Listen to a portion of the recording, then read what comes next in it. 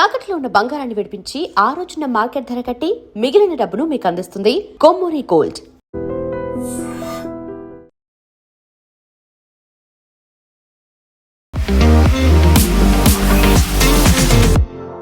So budget గురించి బోల్డ్ and expectations ఉన్నాయి. But for the first time హిస్టరీలో ఒక సండే రోజు పెట్టారు అంటేనే చాలా హై ప్రయారిటీ కింద ఉంది అనుకున్నప్పుడు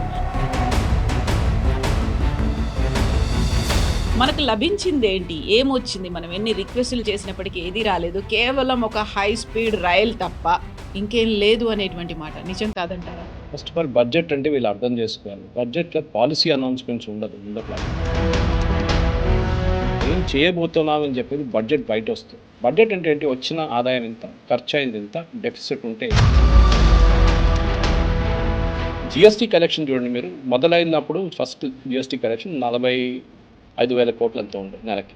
ఇప్పుడు 2 లక్షలు నడుస్తుంది. అంటే ఆ బేస్ ఎక్స్పాండ్ చేశారు. ఈ budget is all about long term plan. బడ్జెట్లో ముందట్లాగా మేజర్ అనౌన్స్మెంట్ ఉండదు. మేము 10 ఎయిర్పోర్ట్లు కడతాము, మేము 30 ట్రైన్లు నడిపిస్తాము.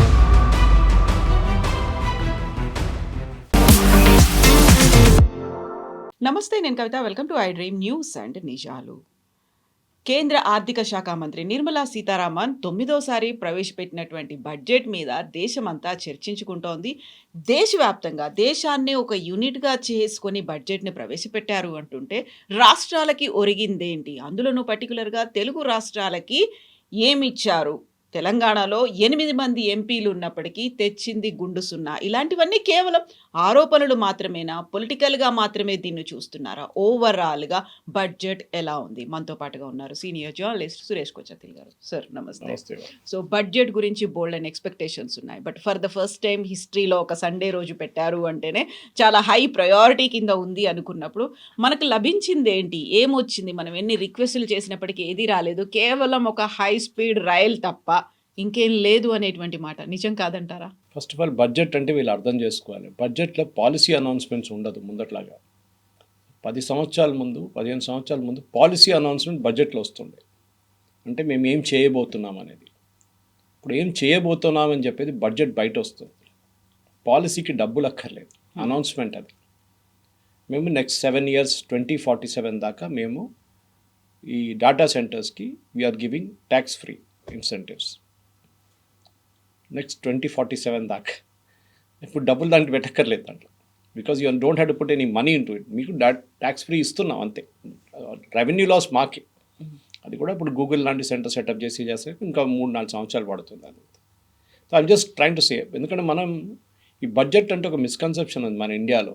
మీరు అది యూకే చూస్తే కానీ యూఎస్ చూస్తే కానీ వాళ్ళకి అక్కడ పెద్ద టెన్షన్ లేదు బడ్జెట్ అంటే.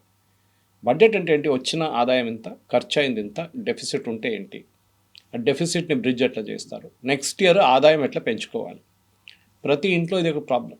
మన ఇల్లు నడిపిస్తున్నప్పుడు ₹1,00,000 జీతం ఉంటే ఆ ₹1,00,000లోనే ఇల్లు నడిపించుకోవాలి మనం. దేశం కూడా అంతే. ఇది మనం అర్థం చేసుకోవాలి. దానికి ఏం చేస్తారు? ప్లానింగ్ చేస్తారు ముందే. ఫర్ ఎగ్జాంపుల్ ఇప్పుడు మనం అనుకుంటా దసరా పండుగ వస్తుంది, ఎక్కడ దివాళీ వస్తున్నప్పుడు టీవీ కొనుక్కుందాం. మన ఇంట్లో పాత టీవీ ఉంది, 10 సంవత్సరాలు పాత ఉంది, కొత్త తీసుకోవాలని ప్లాన్ చేస్తాం. హస్బెండ్ వైఫ్ డిస్కస్ చేస్తారు. సో హస్బెండ్ యూజువల్ అంటారు కొనుక్కుందాం, బాగుంటుంది, పెద్ద టీవీ ఉంటుంది, పిల్లలకు నచ్చుతుంది అంటే wife will be more circumstantial say ఇప్పుడు ఎందుకు, ఇంత ఖర్చు ఉన్నప్పుడు ఎందుకు, తర్వాత చూసుకుందాం, టీవీ బాగానే ఉంది కదా అంటారు. సో దట్ బడ్జెట్లో దాన్ని తీసేస్తారనమాట. This is simply what happens in the government. ఆ ప్రాసెస్ మనం ముందు అర్థం చేసుకోవాలి. బడ్జెట్ అనేది ఎట్లా స్టార్ట్ అవుతుంది?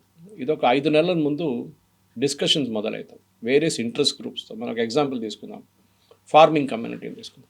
ఫార్మింగ్ కమ్యూనిటీని పిలిచి వాళ్ళ అసోసియేషన్స్ చాలా ఉంటాయి, సౌత్ నుంచి, నార్త్ నుంచి, అండ్ ఈస్ట్ వెస్ట్, ఎక్కడి నుంచి అయినా వాళ్ళు పిలిపిస్తారు. అది కూడా different, paddy separate, cotton separate, onion separate, అట్లా వాళ్ళందరూ పిలిపించుకొని అడుగుతారు మీకేంటి, మీ ప్రాబ్లమ్స్ ఏంటి.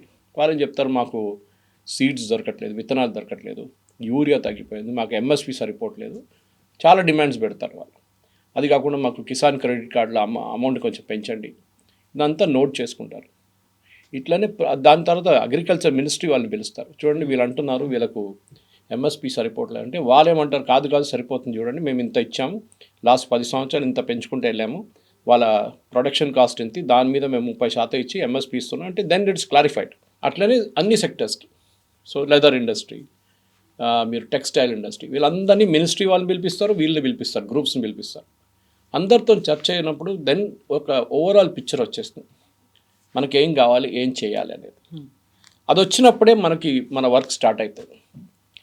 వాళ్ళు ఏం చేస్తారు, ఫస్ట్ ఒక డ్రాఫ్ట్ తయారు చేస్తారు, బడ్జెట్ డ్రాఫ్ట్. ఏంటంటే ఈ సంవత్సరం మనకి రాబోయే ఆదాయం ఎంత, ఇంకా కాలేదు కదా, వీఆర్ ఓన్లీ ఇన్ ఫిబ్రవరి, ఇంకా 2 నెలలు ఉన్నాయి. సో రాబోయే టిల్ డిసెంబర్ మనకి ఎంత వచ్చింది, జనవరి కూడా క్యాలిక్యులేట్ చేయలేము ఇప్పుడు. సో డిసెంబర్ దాకా మనకు వచ్చిన రెవెన్యూ ఎంత, మనం ఎస్టిమేట్ చేసిన రెవెన్యూ ఎంత, డెఫిసిట్ ఎంత, లేకుంటే ఓవర్ ద డెఫిసిట్ మనకు ప్లస్ ఎంత ఇస్తుంది అనమాట. So excess amount we are getting. అదన్నీ చూసిన తర్వాత వీళ్ళు ఓవరాల్గా అలాట్మెంట్ చేస్తారు ప్రతి మినిస్ట్రీకి. I just take an example. Last year 1,00,000 కోట్ల రూపాయలు ఇచ్చారు ఒక మినిస్ట్రీకి. ఈసారి 80,000 ఇవ్వలేము కదా, తగ్గిస్తే వాళ్ళు ఏడ్చుకుంటారు.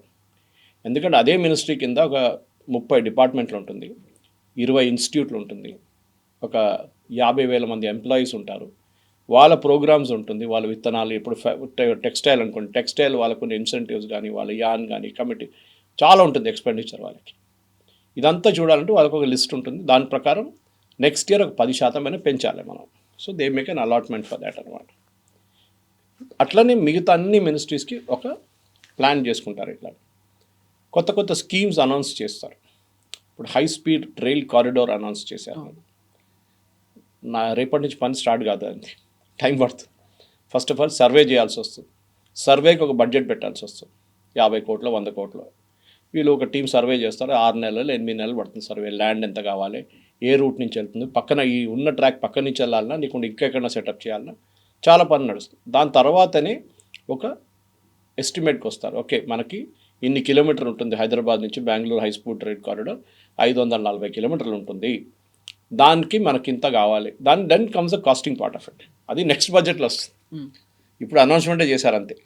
సో నెక్స్ట్ బడ్జెట్లో ఏం చేస్తారు, రైల్వే మినిస్ట్రీకి ఆ డబ్బులు ఇస్తారు వీళ్ళు. అది ఇంకోటి, ఎందుకంటే దీనికన్నా ముందు మనకు తెలుసు 15-20 సంవత్సరాల ముందు కూడా, 15 సంవత్సరాల ముందు రైల్వే బడ్జెట్ సపరేట్. అది ఇంకో డ్రామా ఉండే రైల్వే బడ్జెట్ అంటే ప్రతి యూనియన్ మినిస్టర్, ఏ రైల్వే మినిస్టర్ ఉన్నారో ఆయన కాన్స్టిట్యున్సీ నుంచి ఎన్ని ట్రైన్లు పోతాయి, ఎన్ని కొత్త ట్రైన్లు అక్కడి నుంచి మొదలైతే, ఎన్ని కొత్త ట్రైన్లు అక్కడ ఆగుతుంది, దాన్ని అనౌన్స్మెంట్స్ ఉంటుంది. అది గణికాంత్ చౌదరి గారు ఉండొచ్చు, మమతా బెనర్జీ ఉండొచ్చు, లాలూ ప్రసాద్ యాదవ్ ఉండొచ్చు, ఎవరైనా కానివ్వండి రైల్వే మినిస్టర్, వాళ్ళ కాన్స్టిట్యున్సీ నుంచి ట్రైన్లు పోవాల్సిందే. ఇప్పుడు చూడండి అట్లా కాదు కదా. ఇప్పుడు మనకి ఆ రైల్వే మినిస్ట్రీలో ఈ రైల్ కారిడార్తో సహా ఇంకా అనౌన్స్మెంట్ మనం చూడలేదు అసలు. ఉంది బడ్జెట్లో ఎక్కడో, కానీ 3 నెలలకు మోదీ గారు జెండా ఊపి 3 వందే భారత్ని పంపిస్తారు. ఇప్పుడు మనం అనుకుంటే దీని బడ్జెట్ ఎక్కడి నుంచి వచ్చింది, మనం అడగలేదే. దాని బడ్జెట్ ఆల్రెడీ అలోకేట్ చేశారు. బహుశా పోయిన సంవత్సరం చేస్తుంటారు, లేకుంటే దానికన్నా ముందున్న సంవత్సరం చేస్తుంటారు. ల్యాబ్స్ కాకుండా చూసుకున్నారు. అది దానికంటే కావాల్సిన ఎక్విప్మెంట్ అంతా ఆర్డర్ చేసుకున్నారు. నెక్స్ట్ 3 సంవత్సరాల్లో మనకి 50 వందే భారత్ ట్రైన్స్ కావాలి, అంటే కోచెస్ కావాలి, సెట్స్ అంటారు. ఒక they take a call on that 50 కావాలన్నా 100 కావాలో నాకు తెలియదు, కానీ I'm just taking a guess.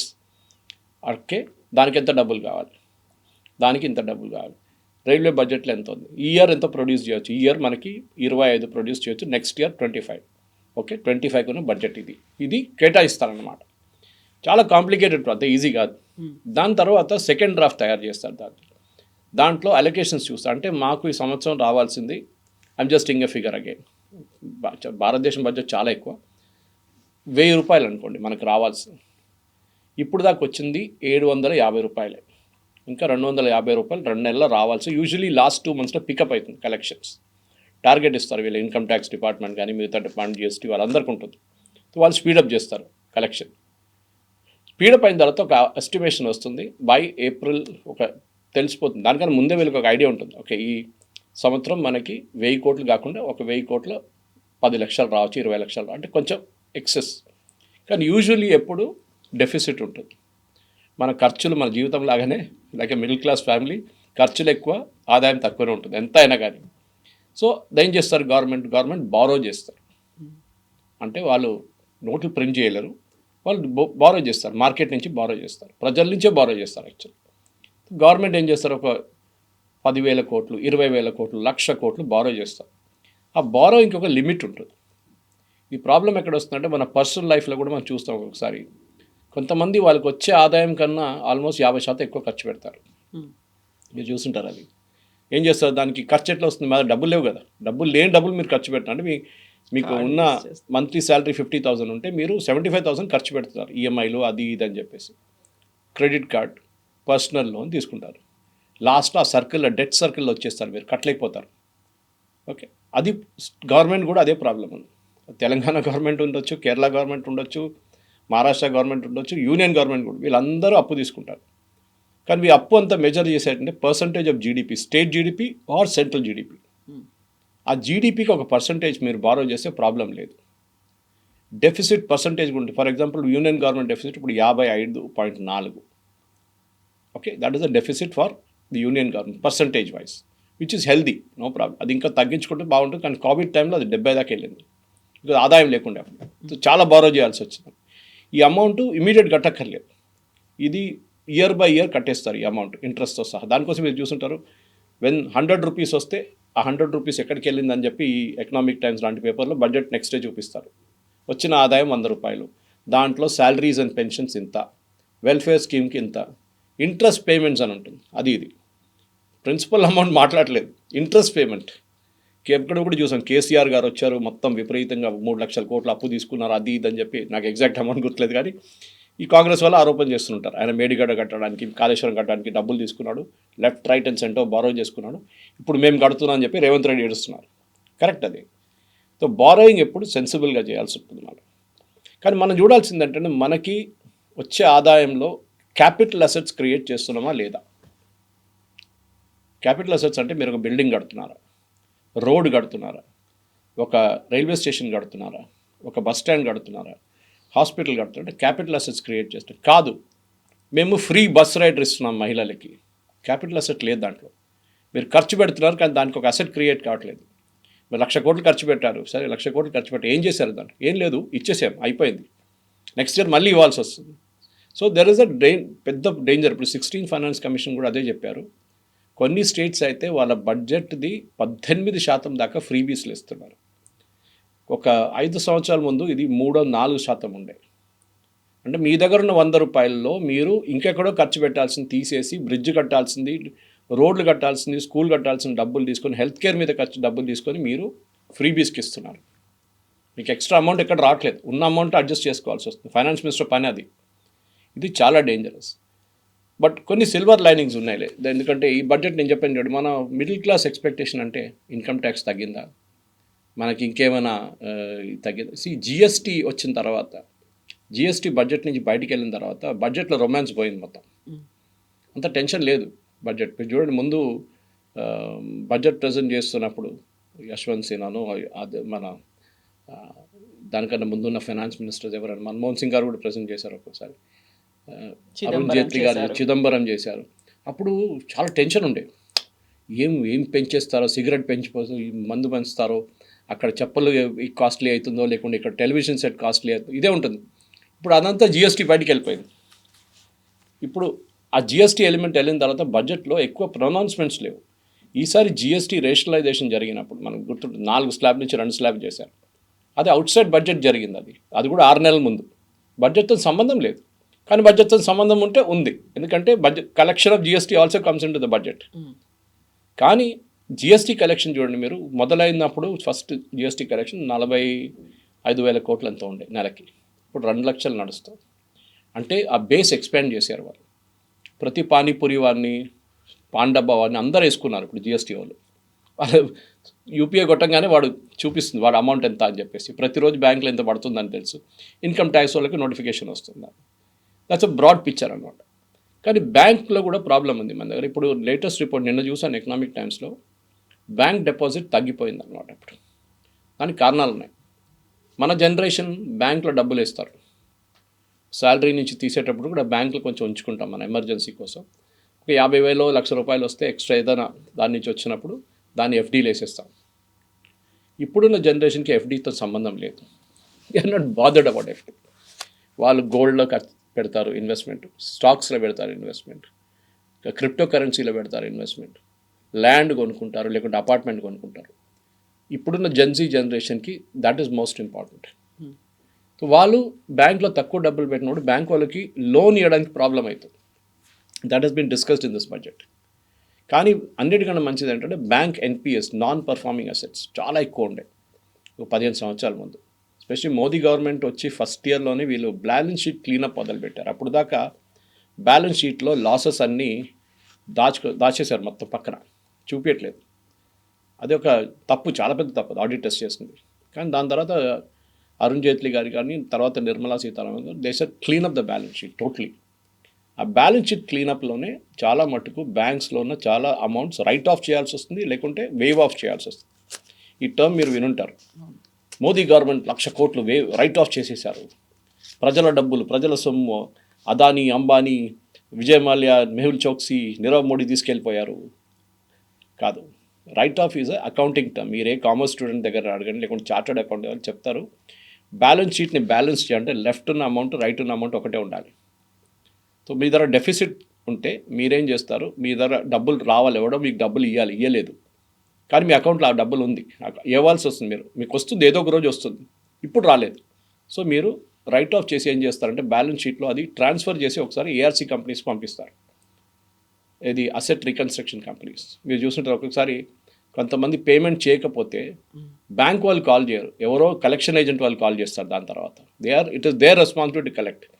వాళ్ళకి వీళ్ళు 1000 కోట్లు మాకు రావాల్సింది, మీరు తీసుకోండి అంటే వాళ్ళు ఒక డిస్కౌంట్ తీసుకుంటారు. దాని నుంచి 200 కోట్లు మా కమిషన్ ఇవ్వండి, మా ఖర్చులు ఉంటుంది, ఎందుకంటే అంతా చేసి చేయాల్సి వస్తుంది. అమౌంట్ రాదని కూడా గ్యారంటీ లేదు, అది కూడా లేదు. So bank NPS is very healthy sign. ఇప్పుడు ఓన్లీ 0.5%. చాలా మటుకు మన బ్యాలెన్స్ షీట్ క్లీనప్ చేశారు బ్యాంక్స్ది, which is a great thing. ఎందుకంటే బ్యాంక్ డబ్బులు సొమ్ము ప్రజల సొమ్ము. అది యాక్చువల్లీ అది పోతేనా అది ఎవరు తీసుకెళ్ళినా కానీ, ఇప్పుడు విజయ్ మాల్యా గురించి ఇంత చెప్పినా కానీ, Vijay Mallya total out standing was 9,000 crores. Service tax case, మన పిఎఫ్ కేసులు పక్కన పెట్టండి, బ్యాంక్ నుంచి తీసుకున్న అప్పులు 9,000 కోట్లు. ఆయన అసెట్ సీజ్ చేసి గోవాలో ఉన్నది, ఆయన యూబీ షేర్లన్నీ అమ్ముకొని అన్నీ చేసిన తర్వాత బ్యాంక్స్కి 13,000 కోట్లు వచ్చింది. అంటే 1-2 బ్యాంకులు, 6 బ్యాంకులు అనుకుంటాను. అంటే వాళ్ళకు మోర్ దెన్ ద అమౌంట్ వచ్చేసింది, principal of interest. So bank cleanup చాలా బాగా జరుగుతుంది. ఇంకోటి అంటే మన ఈ బడ్జెట్ అర్థం చేసుకోవాలి, especially this budget, Nirmala Sitharaman గారిని ప్రజెంట్ చేసిన బడ్జెట్. చాలామంది అన్న నో బిగ్ బ్యాంగ్ అనౌన్స్మెంట్ దాంట్లో అర్నబ్ గోస్వామి ఇలాంటి వాళ్ళు ఉండదు. ఎందుకంటే ఈ బడ్జెట్ ఒక టెస్ట్ క్రికెట్ బడ్జెట్, 5 రోజుల ప్లే అన్నమాట. ఇది 5 రోజుల గేమ్, ఇది T20 కాదు. యూజువలీ బడ్జెట్ T20లో ఉంటుంది. సో నిర్మలా సీతారామన్ గారు ఏం చేశారంటే, okay now we are stable, economy స్టేబుల్గా ఉంది, one of the fastest growing economies. NPS ఇప్పుడు నేను చెప్పిన దాని కంట్రోల్లో ఉంది, డెఫిసిట్స్ కూడా కంట్రోల్లో ఉంది, మన ఇన్ఫ్లేషన్ కూడా కంట్రోల్లో ఉంది. So we have enough time to breathe. 3 సంవత్సరాలు ఇంకొంది నెక్స్ట్ ఎలక్షన్కి. ఒక రోడ్ మ్యాప్ వేద్దామని చెప్పి చాలా మటుకు ప్రొనౌన్స్మెంట్స్ చేశారు. దాంట్లో మీరు చూసుంటారు, ఇప్పుడు ఇన్ఫ్లేషన్ కూడా చాలా తక్కువ, 3% కన్నా తక్కువ. దానికన్నా తక్కువ వెళ్ళకూడదు, వెళ్తే ప్రాబ్లమ్ స్టాగ్ఫ్లేషన్ అయిపోతుంది, కన్జంప్షన్ ఉండదు మార్కెట్లో, కొనడానికి ఎవరు కొనరు, అది కూడా ప్రాబ్లం ఉంటుంది, కొనాల్సిందే అన్నమాట. ఇప్పుడు జరిగిన దాంట్లో మనం చూసాం, ఈ one of the major announcement ఏంటంటే డేటా సెంటర్స్కి, మన దగ్గర ఉన్న డేటా సెంటర్స్ సెటప్ చేసో లేకుంటే సెటప్ చేసిన దాంట్లో ఇన్వెస్ట్ చేసిన వాళ్ళకి 2047 దాకా they given a tax waiver.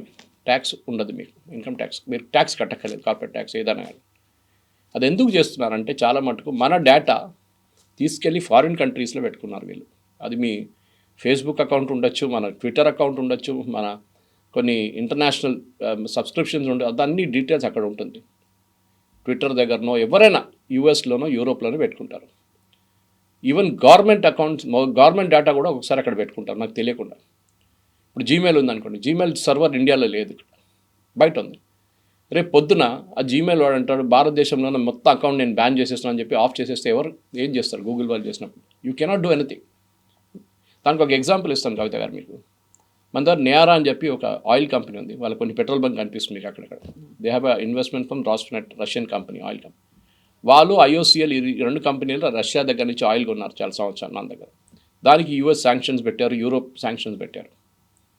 Europe ఏం చేశారంటే నియారాని కాదు, any company dealing with Russia వాళ్ళ మీద బ్యాన్ పెట్టేశారు. వాళ్ళు ఏం యూజ్ చేసినా అది బ్యాన్, అంటే అమౌంట్ బ్యాంక్లోని అమౌంట్ సీజ్ చేసుకున్నారు, వాళ్ళు ఇంకా పేమెంట్ చేయాల్సిన అది కూడా సీజ్ చేసుకున్నారు, అన్ని అసెట్స్ కూడా సీజ్ చేసుకున్నారు. భారతదేశంలో అసెట్స్ సీజ్ చేయలేరు, వాళ్ళు ఇక్కడ ఉన్నారు నయారా.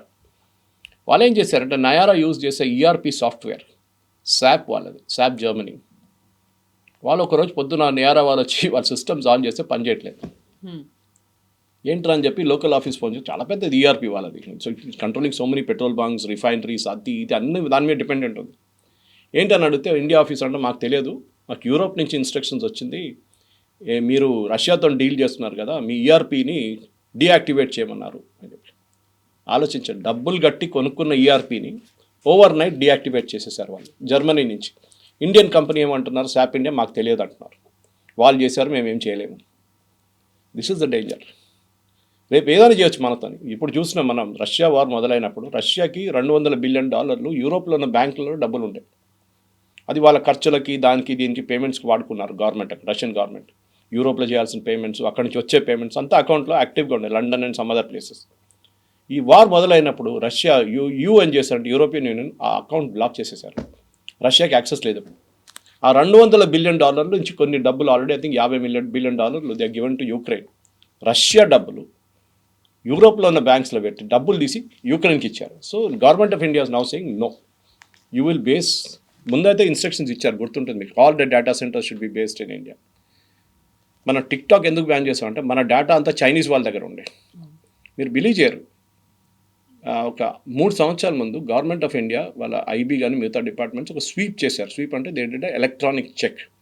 మన దగ్గర అటెండెన్స్ ఫేస్ ఉంటుంది, లేకపోతే థంబ్ ఉంటుంది. దాంట్లో ఉన్న background data, most of this instruments are from China. దాంట్లో ఒక చిప్ ఉంటుంది, because it has to transmit that information HR డిపార్ట్మెంట్కి ఎక్కడికి వెళ్తుంది, అటెండెన్స్ వచ్చారా లేదా అని చెప్పి చెక్ చేస్తే దాంట్లో చాలా మటుకు ఇన్ఫర్మేషన్ చైనాకి వెళ్తుందంట. కొన్ని ఈ biometric and face recognition system defence మినిస్ట్రీలో ఉండే, కొన్ని నేవల్ బేసిస్లో ఉండే, కొన్ని ఎయిర్ ఫోర్స్ బేసిస్లో ఉండే, కొన్ని ఆర్మీ బేసిస్లో ఉండే. అంటే అక్కడ పనిచేస్తున్న ఆర్మీ బేస్లో ఎవరు ఉన్నారు వాళ్ళ డీటెయిల్స్ మొత్తం చైనాకి వెళ్ళింది. సో ఇమ్మీడియట్గా డీయాక్టివేట్ చేశారు మొత్తం దాన్ని. సో ఆల్ సీసీటీవీ కెమెరాలు కూడా తీసేశారు. ఓన్లీ మేడ్ ఇన్ ఇండియా, అది కూడా చెక్ చేసిన తర్వాత క్లియరెన్స్లోనే హై సెక్యూరిటీ క్లియరెన్స్ వచ్చింది. సో చాలా మటుకు ఈ బడ్జెట్లో అట్లాంటి పొజిషన్ రాకూడదని చెప్పి ఈ డేటా సెంటర్స్ చేశాను. నేను I'm just taking 1 or 2 elements, ఎందుకంటే మొత్తం డిస్కస్ చేయక్కర్లేదు. చాలా మటుకు చెప్పాను చూడండి, అన్ని పాలసీ ఎలిమెంట్స్ బయట ఉంటుంది. లాస్ట్ ఇయర్ ట్యాక్స్ బెనిఫిట్ ఇచ్చారు, ఈసారి ఇవ్వరని అందరికి తెలిసిందే. అది మిడిల్ క్లాస్ అనుకుంటారు మాకు మళ్ళీ 12 లక్షలు అయింది, ఇంకా 14 చేస్తారేమో సార్. ఇండియాలో 2% మంది ఇన్కమ్ ట్యాక్స్ కడతారు. దాని మీద కూడా పెద్ద డిబేట్ ఉంది, ఎందుకు 100% మంది కట్టట్లేదు. అది బికాజ్ మన దగ్గర 65 నుంచి 70% మంది రైతులు, వాళ్ళకి ఇన్కమ్ ట్యాక్స్ ఉండదు. సరే వాళ్ళ దాంట్లో కొంచెం చాలా రిచ్ ఫ్యామిలీస్ ఉన్నారు, 100 ఎకర్లు, 200 ఎకర్లు, 300 ఎకర్లు, ట్రాక్టర్లు, BMWలు, పంజాబ్ లాంటి ప్లేస్లు. వాళ్ళని ట్యాక్స్ చేయాలంటే ఎస్, నేనైతే పర్సనల్గా ఎస్ అంటాను. కానీ గవర్నమెంట్ చేయరు, భయపడతారు, ఎందుకంటే పెద్ద ఒక ఓట్ బ్యాంక్ అది. వాళ్ళని పక్కన పెడితే మిగతా ఎవరు, మన దగ్గర ఉన్న డైలీ వేజ్ వర్కర్స్ చాలామంది ఉంటారు, వాళ్ళు కూడా ట్యాక్స్ బ్రాకెట్లో రారు. 15,000, 20,000, 30,000 వచ్చే వాళ్ళకి, ఎందుకంటే 12 లక్షల దాకా ట్యాక్సే లేదు కదా. So you need not pay tax. Even ₹1,00,000 వస్తే కూడా మీరు ట్యాక్స్ పే చేయక్కర్లేదు టెక్నికలీ, మీ స్టాండర్డ్ డిడక్షన్ అంతా తీసేస్తే. సో ట్యాక్స్ బ్రాకెట్ పెంచాలి, ఎస్, దాంట్లో డౌట్ లేదు. కానీ దాంట్లో అది గవర్నమెంట్ రెగ్యులర్గా దీంట్లో అనౌన్స్ చేయరు, పాలసీ అనౌన్స్మెంట్ ఉంటుంది, అది ఎట్లా జరుగుతుంది అనేది. సో ఇది మెయిన్గా ఒకటంటే గవర్నమెంట్ ఒక లాంగ్ టర్మ్ గేమ్ ఆడుతున్నారు. మీరు ఏదైనా చూడండి, చిన్న చిన్న స్కీమ్స్ కూడా వీళ్ళు డేటా సెంటర్స్ కాకుండా వీళ్ళ వైపు నుంచి ఉన్న మ్యాక్రో స్టెబిలిటీ అచీవ్ చేయడానికి చేసిన చాలా మటుకు ఇన్స్టెన్సెస్ 2037, 2040 దాకా అనౌన్స్ చేసుకుంటూ పోతున్నారు. This policy will be applicable, semiconductor policy for example 2037 దాకా ఇప్పుడే అనౌన్స్ చేశారు. ఎందుకంటే పెట్టుబడి పెట్టినప్పుడు ఎవరైనా కానీ 100 కోట్లు పెట్టినా, 200 కోట్లు పెట్టినా, వాళ్ళకు ఒక రీఅష్యూరెన్స్ కావాలి. కొత్త గవర్నమెంట్ వస్తే మమ్మల్ని తీసి బయటపడేవారు, మీరుంటే కూడా మాకు డౌట్. ఇవాళ మోదీ గారు ఉంటారు, రేపు కొత్తగా బీజేపీ లీడర్ వస్తే ఏం చేస్తాడు, నిర్మలా సీతారామన్ లేను ఇంకో ఫైనాన్స్ మినిస్టర్ ఏం చేస్తారు, ఒక డౌట్ ఉంటుంది వాళ్ళు. So they want continuity of policy which is not there in US. Trump అదే ప్రాబ్లం వచ్చింది, బైడెన్ పెట్టిన అన్ని నిర్ణయాలు పక్కన తీసేసాడు, అన్ని చేంజ్ చేసేసాడు.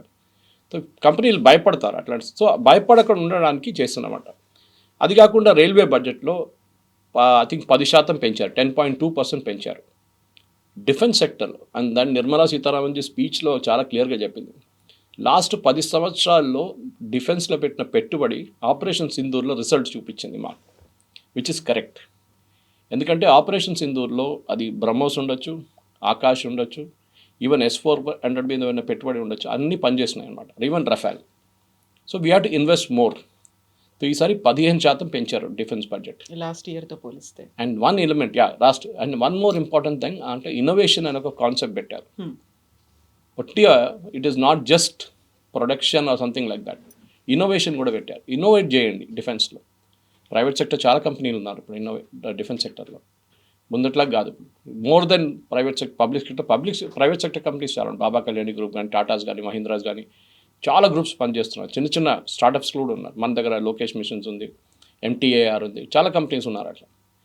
ఇప్పుడు ఏం జరగబోతుందంటే కవిత గారు, government is not thinking of this year, next 10 years ఆలోచిస్తున్నారు అనమాట. So one year to discuss is, for example innovation గురించి మాట్లాడినప్పుడు ముందు మన అటల్ ఇన్నోవేషన్ సెంటర్ అని చెప్పి స్కూల్స్లో పెట్టే చూడండి. ఇప్పుడు గవర్నమెంట్ ఏమంటున్నారు, కంటెంట్ ఇస్ కింగ్. మనం మాట్లాడుతూ ఉంటాం, మన పని అదే కదా కంటెంట్. టెలివిజన్ షోస్లో కానీ మిగతా దాంట్లో కంటెంట్ ప్రొడ్యూస్ చేయడానికి పిల్లల్ని స్కూల్ నుంచే ఎంకరేజ్ చేయాలి. అంటే ఒకటి రాయడం కాదు, చదవడం కాదు, even creating a comic character on screen. స్కూల్స్లో ఉన్నాయి కొన్ని కంప్యూటర్స్ పెడతారు, వీళ్ళు ఏం లేదు, పిల్లలు వెళ్ళి అక్కడ కూర్చుంటారు, కొంచెంసేపు ఆడుకుంటారు, వచ్చేస్తారు, అయిపోయింది. ఏదో కోడింగ్, బేసిక్ కోడింగ్ నేర్పిస్తారు, అయిపోయింది అంతే. వాళ్ళకు కాలేజ్ లెవెల్కి తీసుకెళ్ళడానికి ఏం లేదు వాళ్ళ దగ్గర. సో ఇప్పుడు ఏం చేస్తున్నారు అంటే స్కూల్ లెవెల్ అండ్ కాలేజ్ లెవెల్లో ఈ కంటెంట్ ల్యాబ్స్ పెడుతున్నారు. దానికి ఒక పెద్ద అమౌంట్ పెట్టారు గవర్నమెంట్. దాంట్లో ఏం చేస్తారు, I think they identified 1000 schools and colleges. చిన్నప్పటి నుంచే వీళ్ళని యానిమేషన్ కానీ, మిగతా గేమింగ్ కానీ, ఇట్లాంటి కాన్సెప్ట్స్ మీద పని చేపిస్తారు వీళ్ళతో. అది ఒక్కొక్క గ్రేడ్లో ఒక్కొక్కటి ఉంటుంది అనమాట. So as you keep going up me skill improve అవుతుంది. మీరు కాలేజ్కి వెళ్ళినప్పుడు ఇంకా ఇంప్రూవ్ అవుతుంది. దాని తర్వాత మీరు ఇంజనీరింగ్ చేస్తారో, ఏం చేస్తారో, డిజైన్కి వెళ్తారో, ఏదైనా చేయండి మీరు, but the skill will stay with you. మనకు కావాల్సింది ఇది.